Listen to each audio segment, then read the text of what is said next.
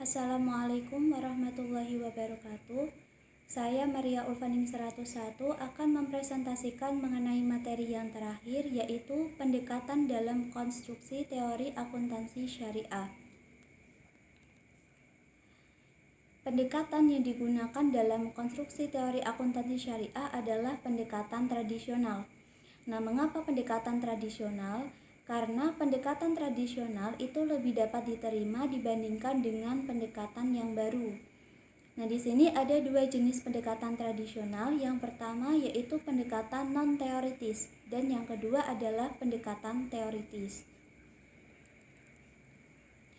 Baik, kita ke pendekatan non-teoritis terlebih dahulu. Di sini dapat kita ketahui pendekatan non-teoritis. Non-teoritis berarti tanpa teori. Nah, jadi pendekatan non-teoritis adalah sebuah metode perumusan teori akuntansi yang didasarkan pada praktik di lapangan. Jadi bukan didasarkan pada teori-teori. Nah, menurut pendekatan ini, prinsip akuntansi yang nantinya digunakan adalah prinsip yang didasarkan pada kegunaan bagi pemakai laporan keuangan atau bagi pengguna laporan keuangan serta relevansinya terhadap proses pengambilan keputusan. Di sini pendekatan non-teoritis itu meliputi dua pendekatan, yaitu yang pertama ada pendekatan pragmatis dan yang kedua ada pendekatan otoriter. Nah, pendekatan pragmatis adalah pembentukan teori yang ditandai dengan penyesuaian terhadap praktik sesungguhnya yang bermanfaat untuk memberikan saran serta solusi praktis yang didasarkan pada ketentuan Allah Subhanahu wa Ta'ala.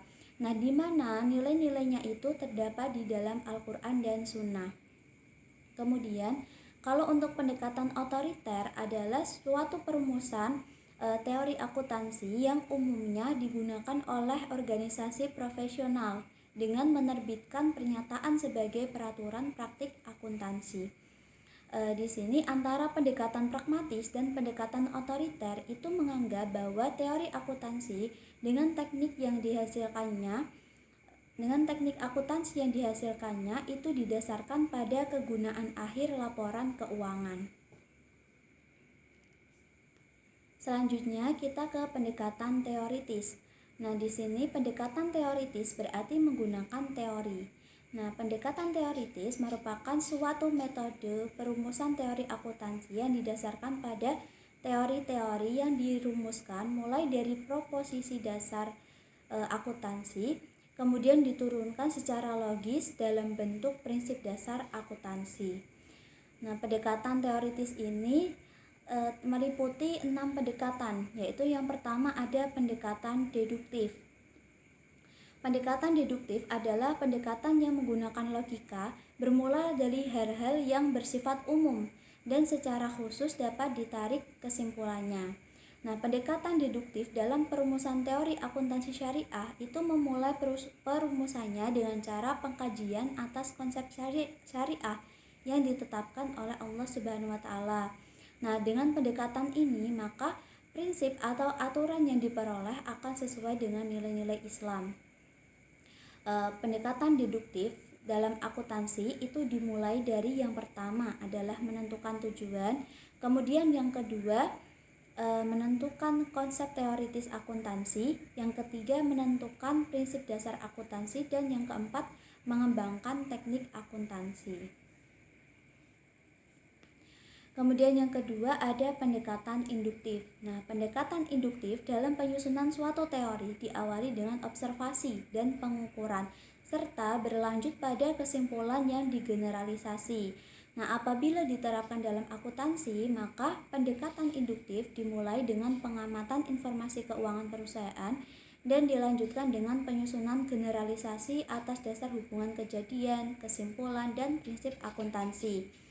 Pendekatan induktif ini terdiri dari 4 tahap, yaitu yang pertama adalah melakukan observasi atau pengamatan.